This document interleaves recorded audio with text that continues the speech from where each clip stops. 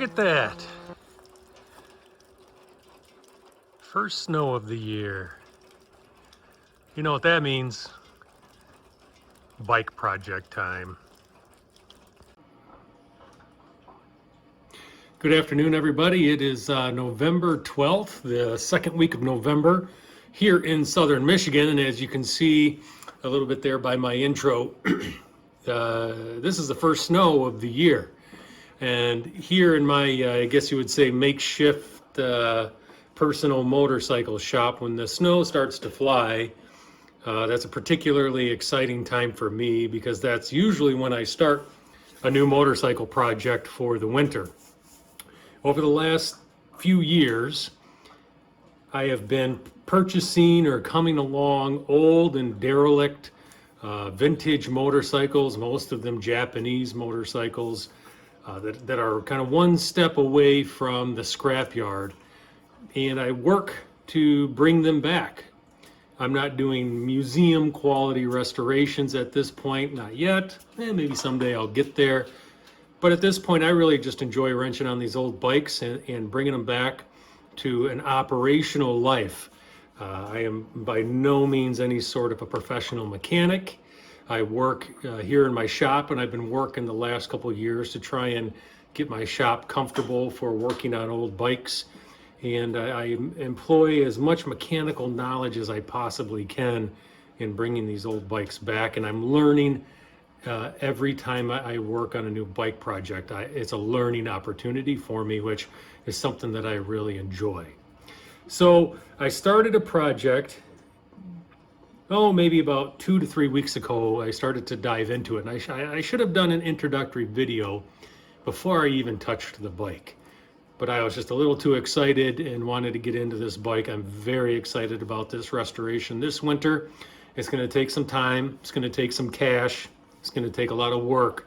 But I think the end product is going to be fabulous. And I'm hoping to be riding this bike by next spring. And you can see the bike that I'm talking about here in the background. So that is a 1977 Yamaha XT500 Enduro. This bike is, I would say, probably about 90% complete, when I got it.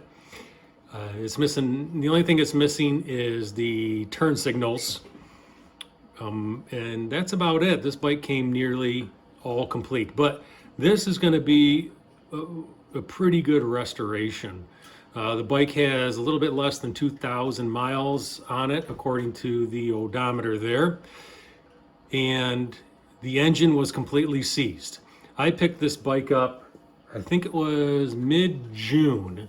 So June, July, August, September. So I've had this bike about 5 months. And for a solid 4 months, I soaked the piston on this bike to try and get it freed up. Everything from diesel fuel to mystery oil to PB Blaster, you name it. I poured it down that jug trying to get that piston free, and I could not. And so I'm going to show you a little bit of what it took to get that piston out, and maybe just talk a little bit more about the restoration of this bike. All right, so let's go take a look, a little bit closer look at the bike and the engine as it stands now.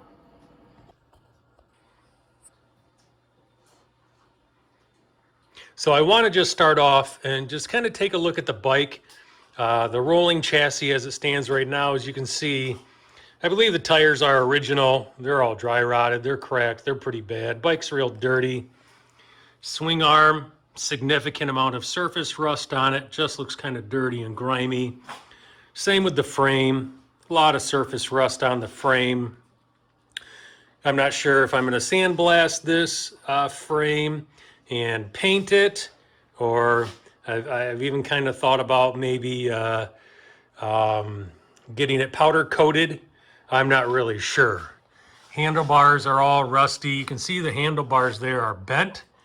So I think this bike had an end over accident at some point and bent those handlebars pretty good maybe.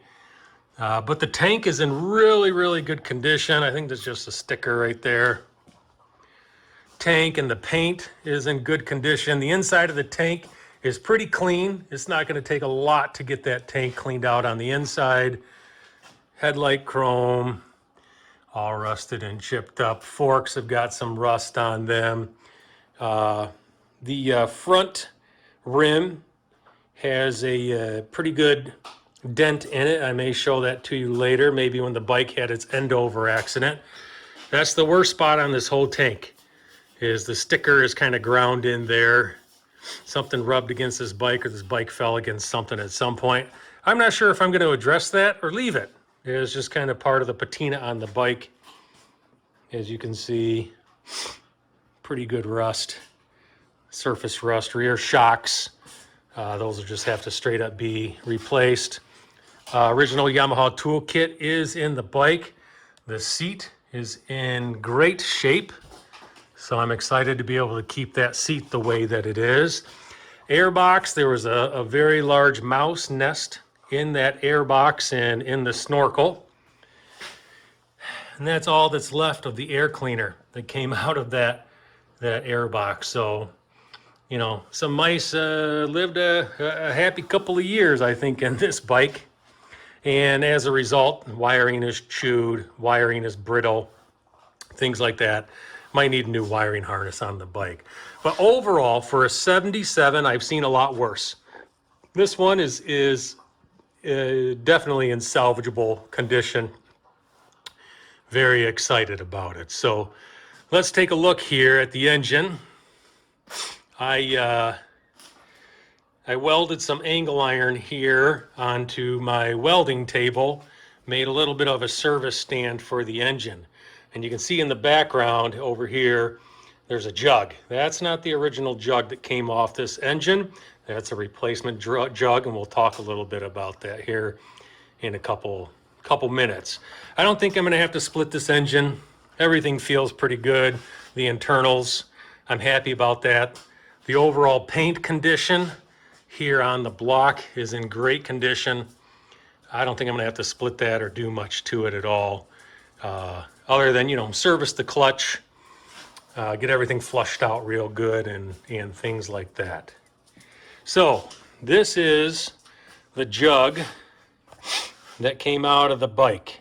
I don't know if the lighting is going to be very good, but you can see the rust ring in there. The piston was almost top dead center when it rusted in, and there is a good gouge, rust gouge in that cylinder sleeve that could not be honed out, or it's too deep, you know, to have this particular cylinder with this sleeve bored oversized. It's too deep.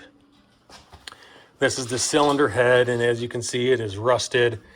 These valve seats are toast, or these valve seals or seats. Yeah, seats. Yeah, the seals are on the other side of the valve, right? Those are pretty much toast. And I have not been able to locate any Yamaha valve seats. So it would take some pretty good machining to get some new seats in there. But this was the piston that was rusted into that cylinder. And you can see there's a hole in the top of it. Well, it wasn't there when I got it. I put that hole in there. So like I said, I soaked this piston for months and I could not get it to move. You know, I banged on it and banged on it and banged on it with a plastic mallet. Couldn't get it to move. It was not until I used my air hammer that I was able to start to get this piston to move. And my last intention was to do this, because guess where all these piston pieces ended up? That's right, down in the engine case. And it took me quite a bit of time to flush that engine case out and to get all of those piston pieces out. But what I did is I took, this is an old piston, hydraulic brake piston out of a CX500 I had laying around. And I used this kind of as my intermediary between my air hammer and the piston.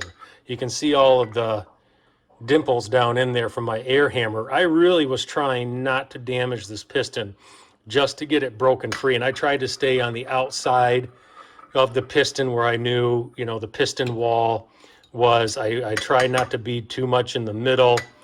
And I actually got the piston moved about 90% as far as I needed to move before getting the jug off. And finally, the head of that piston, top of that piston gave way. I was trying to be careful because I did not want this banging against the side of the cylinder. I was hoping to save the cylinder. But that's ended up what happened. And I know there's probably much better ways to get a seized piston out of a jug and whatnot. And I did try to be careful and do the best I could. But I ended up busting it out anyway. So I may spend a little bit more time talking about the jug, talking about the head and what I'm doing, but I just wanted to kind of give a general overview of what I've had to do up until this point. So I'm excited about this project. Like I said, I am fully expecting to be riding this bike next spring, and it's going to be a great project to work on. If you don't know much about the history of these Yamaha XT500s, do a little Google search, read up on them. They won some pretty important races early in their lifespan, and they're just kind of an all-around good bike. Of course, with all motorcycles, you know, they have their features that you have to watch out for and you have to address, but all in all, they're a great bike. So more to come on these bikes. Okay, so there you go. That's my intro to this winter's project, my 77 XT500. A lot more to come. I'll be putting videos out hopefully regularly as I work on this bike and some of the challenges that I run into. I do want to spend some time talking about that cylindered head and the jug and what I have done to try and get this bike back to life given the condition of the current cylinder head and the jug and things like that. So lots more to come on this bike and this restoration project. There's a few performance issues that I hope to address in my rebuild of this bike, and it's going to be a fun journey until next spring to see how this bike turns out. So thank you for watching this video, everyone, and I wish you a great day.